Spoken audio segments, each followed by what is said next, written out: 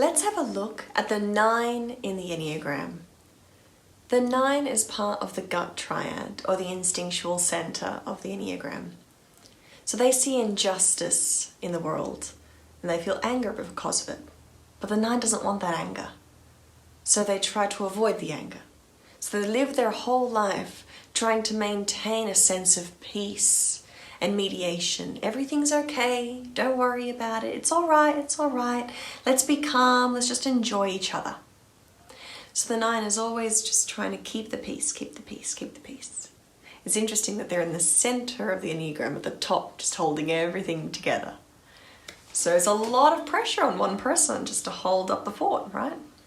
But the thing about the 9 is that their fear is of disconnection. So the 9 is so fearful of losing people, of losing connection with people, but also of those people losing connection with each other. That is a big fear for them, hence the need for peace. The need for everyone just to like each other, everyone just get along, relax, it's all right, don't worry about it. So the 9 is this very passive type, very gentle.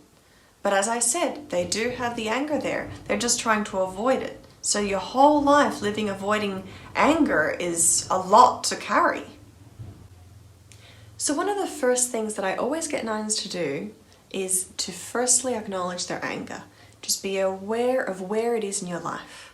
I very often have people say who are 9s, but I don't have anger. It's not there. Just stick with it. Just see if it's there. You know, is it there? And if it is, which is likely, where is it? How does it manifest? And what do you do to avoid it?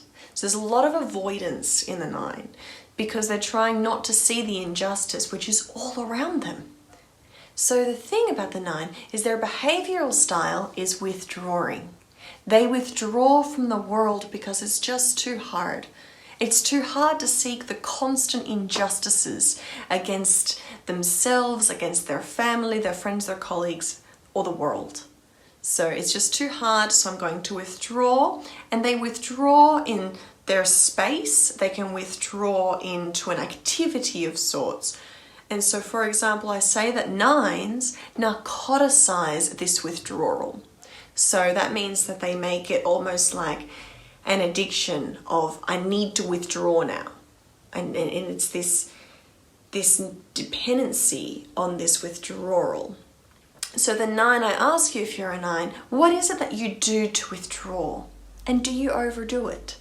I once had a 9 say to me that they used to scuba dive. They used to go to the deepest parts of the ocean so that no one could contact them, that they could have peace and quiet from humans. I had other 9s that liked to go for really long walks to just clear their mind. Other 9s who sleep a lot, who play a lot of video games, who eat a lot. Anything that takes you away from the hardships, the difficulties of the world is that withdrawal avoidance behavior.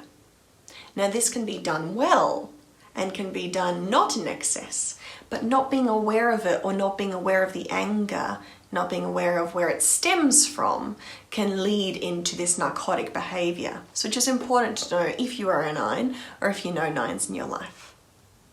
So why do 9s do this?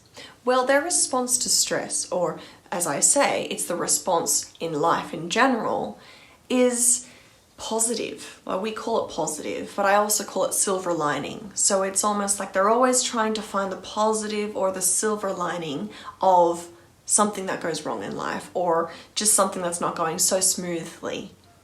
The problem with that is that they don't want to face the difficulty. They don't want to face the anger, the hardship, the injustice, let's say. They just want to focus on the silver lining. It's all right, it'll work out. Relax, don't worry about it. It's fine, don't worry. So doing that, they can be procrastinated from their goals. They can get sidetracked. They can slow down a bit too much or withdraw too much because they're trying to avoid this difficult part. And the problem is that in life sometimes there is so much difficulty that you're avoiding life itself. So for this 9, it's this process of learning to be in the present moment and to know and acknowledge and accept that the hardships in life is part of the life experience.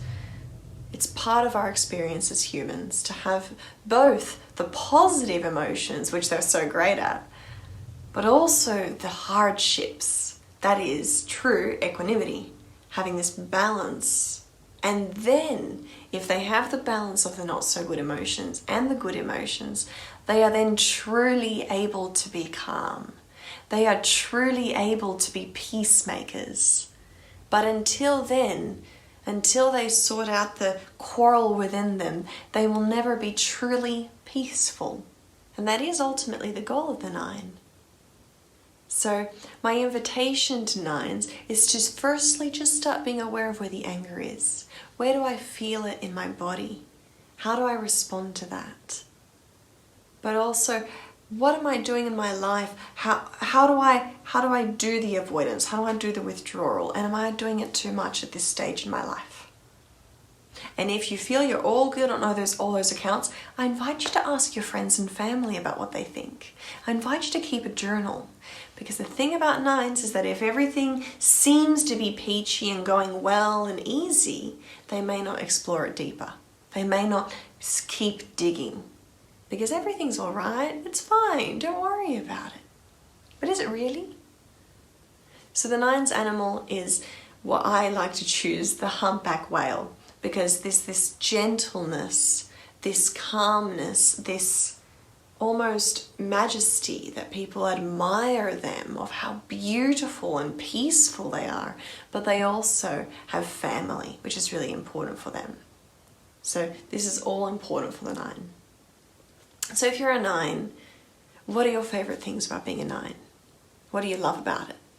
And if you know a 9, what do you love about them? 9s sometimes have many, many friends because people gravitate towards them, or the 9 just wants to be left alone. So subscribe below for weekly Enneagram videos, and I look forward to seeing you next time. Let's learn how to live life better together.